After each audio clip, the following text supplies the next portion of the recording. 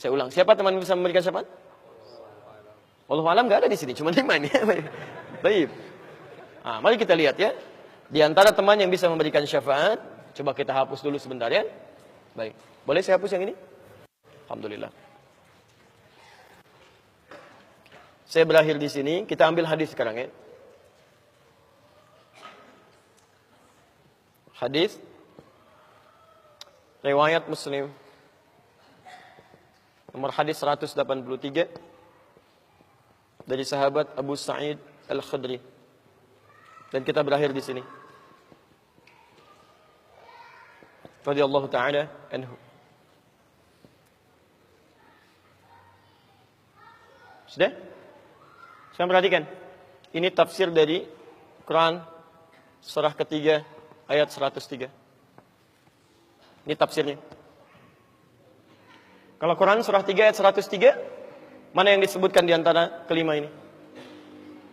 Apakah zamil, sadiq, sahib, karim, atau ikhwan? Ikhwan. Quran surah 3 ayat 103, posisi paling kanan, dari sebelah atas sampai dengan ke tengah. Fa asbahtum bi ni'matihi ikhwana. Bukan ashab, bukan karama, bukan asdiqa, tapi ikhwan.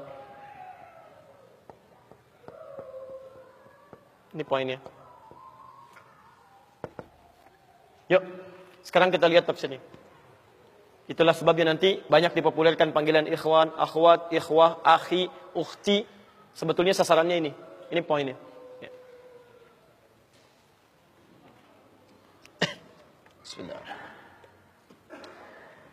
Qala Rasulullah sallallahu alaihi wasallam, bersabda Rasulullah sallallahu alaihi wasallam fi ma rawahu Abu Sa'id Al-Khudri, pada hadis yang diriwayatkan oleh sahabat Abu Sa'id Al-Khudri radhiyallahu taala anhu, qala, beliau menyampaikan, qala Rasulullah sallallahu alaihi wasallam bersabda, lihat kalimatnya, bima makna. Lihat, saya langsung ke ujung hadisnya saja karena ini cukup panjang sekali. Hatta idza khalasal muslimuna, hatta idza khalasal mu'minuna minan nar. Sampai ketika orang-orang beriman diselesaikan urusannya dari neraka. Maksudnya hisab. Ya, saat dihisab dan dipisahkan nih, orang beriman semua sudah masuk surga, siap masuk surga semua. Ya. Yang buruk-buruk masuk neraka, dah masuk ke neraka. Jadi kalau amalan Anda misalnya 50,001%, Masya Allah, maka Anda masuk ke dalam surga insya Allah. Lebih banyak amal baiknya. Tapi kalau amalan jelek Anda misalnya 50,001%, amal baiknya 49,99, masuk ke mana? Ke neraka. Walaupun cuma 0,01%. Yang jadi masalah sekarang 50%, amal baik 50, amal jelek 50. Masuk ke mana? Taib. Nah itu belum ke surga dan tidak ke neraka. Lihat kalimat saya, belum ke surga, tidak ke neraka. Disimpan di tempat yang tinggi, yang bisa teramati keduanya. Bisa melihat ke surga, bisa terdengar jerit neraka. Kalau lihat udah nggak tega, udah nggak kuat ke neraka. Terdengar jerit neraka. Ya, itu disebut dengan A'raf namanya, tempat tinggi yang bisa melihat keduanya. Disebut A'raf. Ya, makanya ada Quran surah Al-A'raf, Anda baca dari ayat 45-nya sampai dengan ayat ke-50-nya. Ada ashabul A'raf yang belum ke surga dan sangat ketakutan mendengar jerit-jerit neraka sehingga ingin mengharapkan rahmat Allah Subhanahu wa taala. Dia akan ditempatkan di situ di tengah-tengah nanti sampai selesai hisab. Begitu selesai hisab, dia memohon rahmat Allah, diberikan rahmat Allah, baru kemudian dimasukkan ke dalam surga. Kalau hisabnya misalnya berlangsung selama sehari, maka 1000 tahun dia nunggu di situ. Tayyib. Hatta idza khalasal mu'minuna minan nar. Sampai ketika orang-orang beriman itu ya, mulai diselesaikan dari urusan nerakanya. Tayyib, sudah mulai masuk ke dalam surga. Ini sudah selesai, mau masuk ke dalam neraka.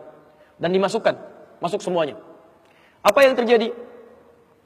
Ma minkum min ahadin bi ashaddi munashadatan lillahi fi istiqsa'il haqqi li ikhwanihi tayyib minal mu'minin lillahi minal mu'minin. Anda tidak akan temukan pada saat itu situasi saat orang-orang beriman akan masuk ke dalam surganya.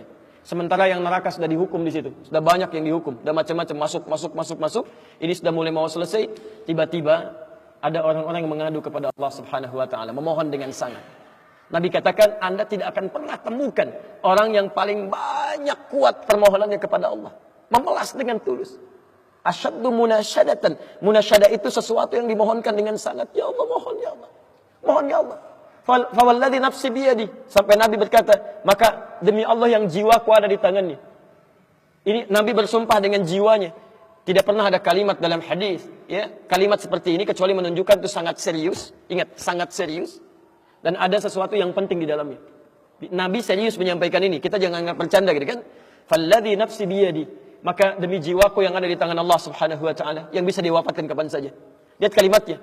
Fayaqulu, maka mereka berkata, fayaqulu, maka mereka berkata, ya Rabbuna, wahai Rabb kamu, wahai Rabb kami yang tengah merawat kami di dunia, memberikan kecukupan, memaafkan kami, mengampuni kami, dan memberikan nikmat surga sekarang.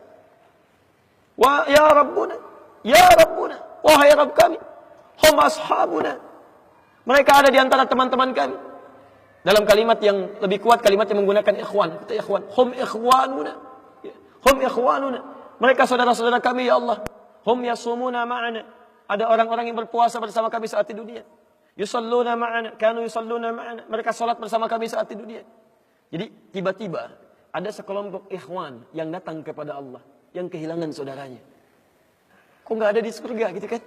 Ketika dia mau berangkat. Padahal dua punya cita-cita yang sama dan sebagainya, tapi karena bekalnya tidak cukup, sebagian ada yang masuk ke dalam neraka.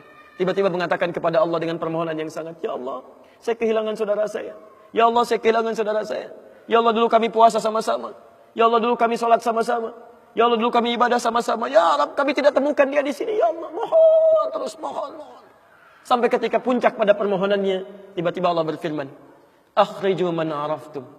Hei para malaikat, keluarkan orang yang dikenali oleh orang-orang ini. Yang disebutkan tadi. Keluarkan mereka dari neraka. Tiba-tiba dikeluarkan. Bertemulah orang-orang ini dengan temannya. Sampai Allah kemudian dengan rahmatnya katakan lagi, akhriju man kana fi qalbihi mithqala dzarratin minal iman. Keluarkan sampai yang ada titik terkecil iman dalam hatinya, keluarkan dari neraka. Bahkan hadis ini ada di Al-Bukhari nanti, ya ada di Al-Bukhari nomor hadis ke-14, posisi paling kiri sebelah bawah, ya, tayyib. Sampai mereka kemudian dikeluarkan dalam keadaan gosong, sudah mulai terbakar habis dan dimasukkan ke dalam surga kemudian. Setelah selesai hisabnya di dalam nerakanya, dikeluarkan dari situ. Jadi ada orang-orang yang dengan syafaat temannya bisa keluar dari neraka, masuk ke dalam surga, ada yang sama sekali tidak membantu itu. Ya, dosa-dosa yang begitu besar tidak bisa keluar dan kekal dia di dalam neraka. Walaupun dia merasa beriman kepada Allah, tapi digugurkan keimanannya dengan ibadah-ibadah yang melanggar ketentuan Allah, seperti syirik dan sebagainya. Tapi poinnya adalah tiba-tiba ada segolongan teman yang memohon kepada Allah Subhanahu wa taala, ya Allah, kami puasa sama-sama, kami ibadah sama-sama, kami sholat sama-sama, ya Allah, cuman saya nggak temukan dia di sini. Itu indah. Nah, permohonan sesuatu untuk melengkapkan pada yang kurang disebut dengan syafa' namanya. Pelengkap yang kurang disebut dengan syafa'. Makanya di tarawih itu ada salat syafa'. Antum salat 11 rakaat, 2 rakaat penyempurnanya yang ke-10 disebut dengan syafa', 1 rakaat akhirnya disebut dengan witir. Ya, ada teman yang merasakan ada yang kurang nih, ya Allah. Begitu saya masuk, teman saya nggak ikut, saya ingin dilengkapi dengan itu, ya Allah. Tayyib, permohonan untuk menggenapkan sesuatu yang kurang dengan sifat yang sangat memohon luar biasa, maka kalimatnya dirubah dari syafa' menjadi ditambah tak di ujungnya dengan alif di tengahnya. Jadi syafa'ah, syafa'at. Ini syafa'atun.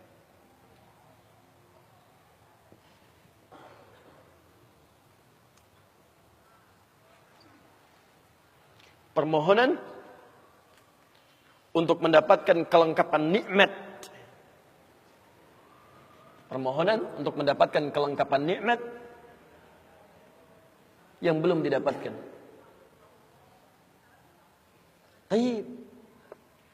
Saya mau akhiri ya, karena ini sebenarnya tidak banyak bahasannya. Siapa orang-orang ini? Itu yang disebut dengan ikhwan. Makanya ketika ayat Qur'annya mengatakan wa kuntum ala syafa hufratin minan nar fa anqadhakum minha, dan kalian sudah ada bahkan yang sudah mau di bibir neraka itu. Karena ketika diangkat itu oleh Allah Subhanahu wa taala dengan perintahnya, ya diperintahkan oleh Allah. Tayyib, dalam bahasa hadisnya ada yang diangkat baru neraka itu masuk ke kakinya sampai ke betisnya. Ada yang sudah masuk sampai ke punggungnya. Ada yang sudah ke lehernya, dan ada yang sudah tenggelam di dalamnya.